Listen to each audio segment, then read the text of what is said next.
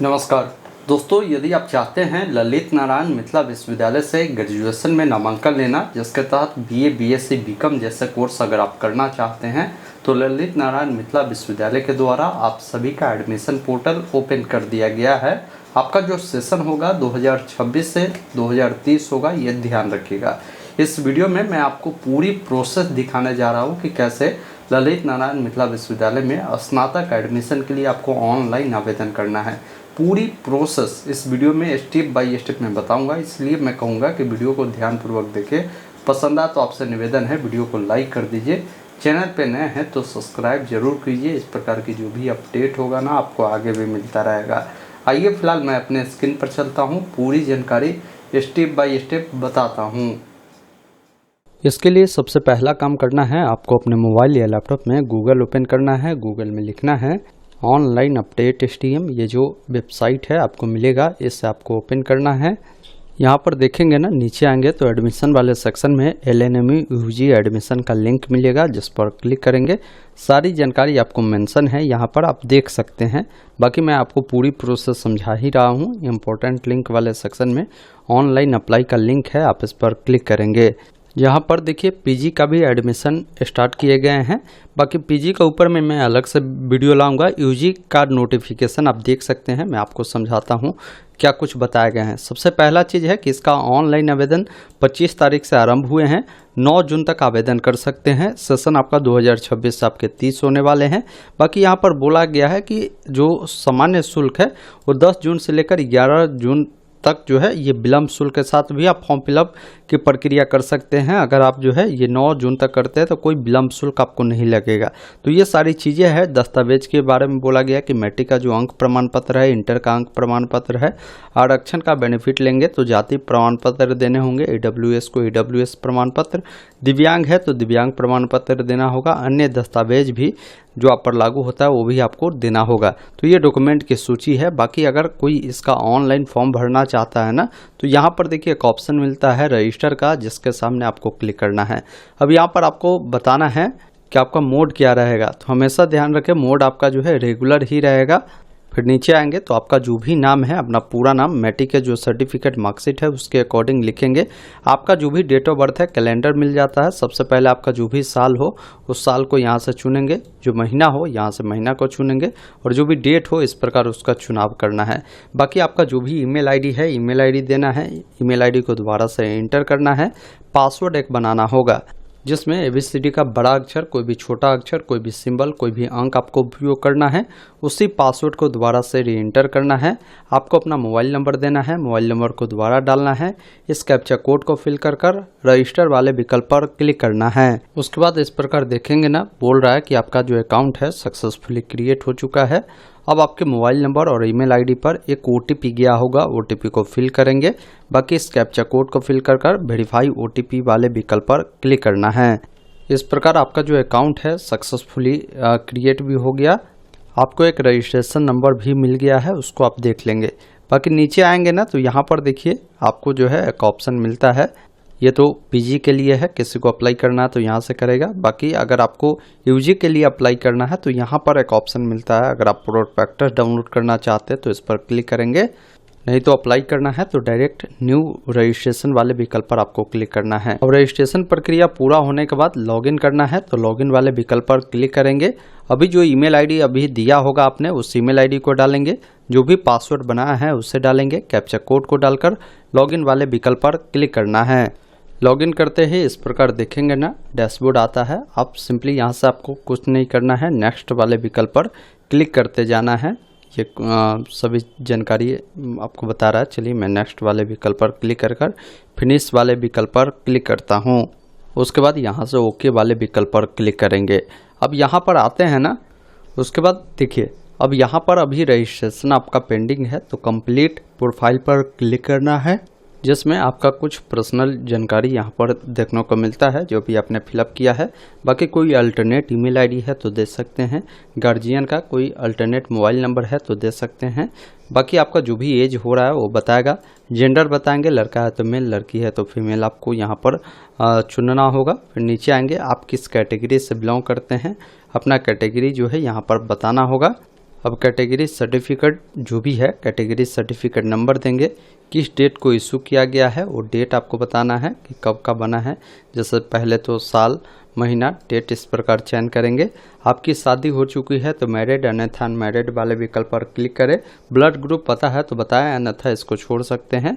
यहाँ पर देखिए सिटीजन ऑफ इंडिया में आपको यहाँ पर एस करना है क्योंकि आप इंडिया के निवासी है।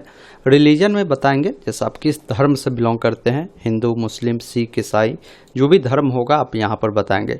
बर्थ ऑफ पैलेस की डिटेल बतानी है, मतलब आपकी जो जन्म हुई है किस कंट्री में हुआ है, तो इंडिया में ही हुआ होगा तो यहाँ पर आपको जो है इंडिया लिख देना है। स्टेट बताना है किस स्टेट में जन्म हुआ है, किस जिला में हुआ है। उसके बाद किस विलेज या किस टाउन या किस सिटी में हुआ है वो जानकारी आप देंगे। बाकी फैमिली की जानकारी देना है जिसमें आपके माताजी का जो नाम होगा ना आपको यहाँ पर लिखेंगे। माताजी का अगर मोबाइल नंबर है तो दीजिए, अन्यथा छोड़ सकते हैं। एक चीज़ ध्यान रखिए, जहाँ पर ये देख रहे हैं ना स्टार में रेड बना है, ये जानकारी आप नहीं छोड़ सकते हैं। लेकिन जहाँ पर स्टार में रेड में नहीं बना है वो जानकारी नहीं पता है या नहीं अवेलेबल है तो उसको छोड़ सकते हैं। माताजी आपकी करती क्या है वो आप बताएंगे, इसमें से अगर कुछ करती है तो बताएं, नहीं तो नॉट अप्लीकेबल आप चुन सकते हैं क्योंकि वो ऑप्शन नहीं है इसमें। आपकी माताजी के क्वालिफिकेशन क्या है, कहाँ तक वो पढ़ी हुई है बताएं। नहीं मान लीजिए पढ़ी हुई है तो यहाँ पर नन वाला ऑप्शन चुन सकते हैं। माताजी अगर मान लीजिए जॉब करती है तो उनका ऑफिस का कोई एड्रेस है तो बताएं, नहीं तो छोड़ सकते हैं। माताजी अगर जॉब करती है तो किस टाइप के वो स्टाफ है वो जानकारी आप यहाँ पर दे सकते हैं। बाकी माताजी किस पोस्ट पे है वो बताएंगे। माताजी की सैलरी अगर है तो बताएं, नहीं है तो आप इसको छोड़ सकते हैं क्योंकि स्टार में नहीं बना है। पिताजी का जो नाम है लिखेंगे, पिताजी का मोबाइल नंबर अगर है तो दे देंगे। पिताजी क्या करते हैं यहाँ पर ऑप्शन है, जो भी करते हैं आप बताएंगे। पिताजी की क्वालिफिकेशन कहाँ तक है, इसमें से है तो ठीक है, नहीं तो नन वाला ऑप्शन चुनेंगे। पिताजी जॉब करते हैं तो उनका भी ऑफिस का जो एड्रेस है बताएंगे। अगर पिताजी किसी मान लीजिए ऑर्गेनाइजेशन में कहीं काम करते हैं तो किस टाइप का स्टाफ है वो बताएंगे, किस पोस्ट पे है, उनकी सैलरी क्या है वो जानकारी आप बताएंगे। फिर नीचे आएंगे इमरजेंसी कॉन्टैक्ट नंबर में आपको नंबर देना है कि मान लीजिए इमरजेंसी में कभी कॉल करना हुआ यूनिवर्सिटी को, कॉलेज को, तो किस नंबर पे कॉल करेगा वो यहाँ पर आप नंबर लिखेंगे। बाकी देखिए कंबाइंड फैमिली इनकम आपको बताना है कि कितना है, वो चीज़ें आप बता सकते हैं। जैसे 1 लाख से कम हो या 1 लाख 2 लाख के बीच हो, वो चीज़ें आप बताएंगे। उसके बाद नीचे आएंगे, यहाँ पर पूछता है कि क्या आपने इससे पहले LNM में अपना रजिस्ट्रेशन करवाया था या आपने कोई जो है दाखिला लिया था, तो बताएं। एस करेंगे तो एस करेंगे तो बताएंगे कि क्या आपका एनरोलमेंट नंबर या रजिस्ट्रेशन नंबर है, अगर है तो बताएंगे आपके कॉलेज का क्या नाम है, ये सारी जानकारी देनी होगी। अगर पहली बार आप कर ही रहे हैं एडमिशन के लिए अप्लाई तो यहाँ पर नो कर देंगे। अदर कैटेगरी कोटा में कुछ जानकारी पूछेगा, अगर आप दिव्यांग है तो बताएंगे किस टाइप की दिव्यांगता है, नहीं तो नॉट अप्लीकेबल चुनेंगे। कश्मीर कि अगर आप माइग्रेंट है तो आप बता सकते हैं एस करेंगे, नहीं तो नॉट अप्लीकेबल वाले विकल्प पर क्लिक करें। अगर आप जम्मू कश्मीर के स्टूडेंट है तो यहाँ पर क्या है कि PM स्कॉलरशिप को लेकर जानकारी पूछ रहा है, आप यहाँ पर नॉट अप्लीकेबल चुनेंगे क्योंकि आप उस प्रकार के कैंडिडेट हैं नहीं। अगर आप जो है आर्म्ड फोर्स पर्सन के अगर बच्चे हैं या विधवा लेडी के अगर बच्चे हैं तो बताएंगे, नहीं तो नॉट अप्लीकेबल वाले विकल्प पर क्लिक करेंगे। अगर आप सिंगल गर्ल्स चाइल्ड कोटा के लिए क्लेम करना चाहते हैं तो बताएंगे, नहीं तो नॉट अप्लीकेबल चुनेंगे। इसके अलावा कल्चर एक्टिविटी कोटा के तहत अगर मान लीजिए आप आते हैं तो आप बता सकते हैं, नहीं तो नॉट अप्लीकेबल आप करेंगे। स्पोर्ट कोटा वाले हैं तो बताएंगे, नहीं तो नॉट अप्लीकेबल आप करेंगे। उसके बाद नीचे आएंगे, यहाँ पर बैंक की डिटेल देना है जिसमें बैंक अकाउंट किनके नाम से है उनका नाम लिखेंगे, अकाउंट नंबर देंगे, साथ में अकाउंट नंबर को दोबारा से कंफर्म करेंगे, बैंक का नाम लिखना है। अब बैंक का जो है जो भी ब्रांच का नाम है वो बताएंगे, IFSC कोड देंगे। अब यहाँ पर एड्रेस की जानकारी देना है तो एड्रेस में जो कॉरस्पॉन्डेंस एड्रेस आपका होगा, जैसे आपका विलेज, एड्रेस 1 में, एड्रेस 2 में पोस्ट ऑफिस, कंट्री में जो है यहाँ पर इंडिया आपको चुनना है। उसके बाद जो भी आपका स्टेट पड़ता है यहाँ पर जो है आपको स्टेट बताना है। बाकी देखिए डिस्ट्रिक्ट आपको यहाँ पर जो है बताना होगा, सिटी आपको बताना होगा, पिन कोड बताना होगा। अगर आपका करस्पॉन्डेंस एड्रेस, परमानेंट एड्रेस समान है तो इस चेक बॉक्स पर टिक करें, अलग अलग है तो अलग अलग जानकारी को आपको फिल करना है। उसके बाद यहाँ पर जो है एक ऑप्शन मिलता है सेव डिटेल्स का, जिस पर क्लिक करना है। अब आपने जो भी पर्सनल जानकारी दिया है वो सक्सेसफुली सेव होता है, उसका एक बार प्रीव्यू आता है, एक बार ज़रूर चेक करें। कुछ गलती लगता है, अभी ऑप्शन है इसको अपडेट करने का, आप अपडेट कर सकते हैं। सब कुछ अगर आपका सही रहता है तो नीचे में एक ऑप्शन मिलता है प्रोसीड टू नेक्स्ट का, जिस पर आपको क्लिक करना है।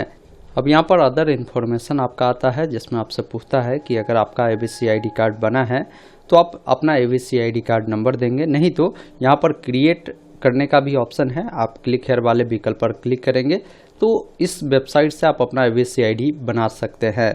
इसके लिए आप YouTube पे लिखेंगे एबीसी आईडी कार्ड कैसे बनाएं, लास्ट में STM लगाएंगे तो वीडियो आपको मिलेगा, जिसको देखकर आप आसानी से इसको बना सकते हैं।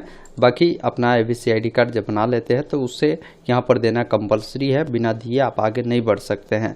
पूछता है आपसे कि अगर आपके पास NCC सर्टिफिकेट है तो यस करें, नहीं तो नो वाले विकल्प पर आपको क्लिक करना है। फिर आपसे पूछता है कि आपने NSS कैंप में अगर भाग लिया है तो आप यस करें, नहीं तो नो वाले विकल्प पर क्लिक करें। अब देखिए लैंग्वेज के बारे में पूछता है, जैसे इंग्लिश है तो इंग्लिश आप जो है पढ़ना जानते हैं, लिखना जानते हैं, बोलना जानते हैं तो सब पर टिक करें। लेकिन मान लीजिए कोई बच्चा जो है इंग्लिश जो है लिखना जानते हैं, पढ़ना जानते हैं, बोलना नहीं जानता तो इसको अनटिक रहने दे। हिंदी आप लिखना जानते हैं, पढ़ना जानते हैं, बोलना जानते हैं तो तीनों पर चेक बॉक्स पे टिक करें। फिर अदर लैंग्वेज के बारे में पूछा है, जो जानते हैं लिखेंगे, उससे पढ़ना लिखना बोलना जानते हैं तो बताएंगे। तो इस प्रकार इसकी जानकारी देना है। फिर यहाँ से इसको सेव एंड नेक्स्ट पर आपको क्लिक कर देना है। इस प्रकार अदर जानकारी भी सेव होता है, इसको भी एक बार प्रीव्यू देख ले। उसके बाद एक ऑप्शन मिलता है प्रोसीड टू नेक्स्ट का, जिस पर आपको क्लिक करना है। अब यहाँ पर आपको डॉक्यूमेंट अपलोड करना है, जिसमें देखिए आपको बोला गया कि फ़ोटो अपलोड करें। फ़ोटो आपका होगा 10 से लेकर 500 KB के अंदर में होगा। तो जो भी फ़ोटो अपलोड करना चाहते हैं पासपोर्ट साइज का, उसको यहाँ से सिलेक्ट फाइल पर क्लिक कर फ़ोटो को आपको चूज करना है। और एक ऑप्शन मिलता है यहाँ पर देखिए स्टार्ट अपलोड का, जिस पर क्लिक करेंगे। फिर आपका जो भी सिग्नेचर है उसको यहाँ से चूज कर उसको भी अपलोड करेंगे। फिर यहाँ पर जो भी आपके कैटेगरी सर्टिफिकेट है, जैसे मैं BC कैटेगरी से हो तो BC कैटेगरी का जो सर्टिफिकेट है उसको अपलोड करेंगे। इनकम सर्टिफिकेट यहाँ पर आपको अपलोड करना है। ये जो डॉक्यूमेंट है ये सब JPG PDF कोई भी फॉर्मेट में 500 KB के अंदर में आप अपलोड करेंगे।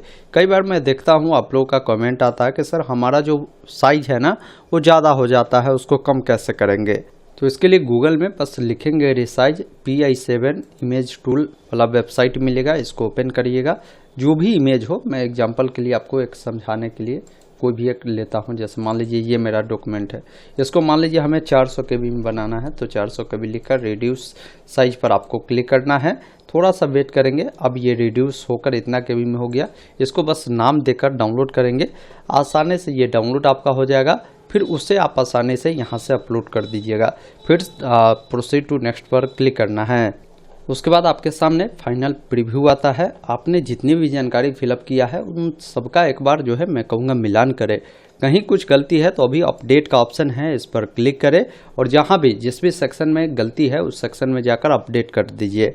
अगर मान लीजिए आपका सब कुछ सही रहता है, अब फॉर्म को अगर आपको सबमिट करना है तो सबमिट एंड लॉक वाले विकल्प पर क्लिक करेंगे।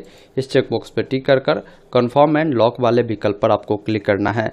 अब देखेंगे आपका जो प्रोफाइल है सक्सेसफुली सबमिट हो गया।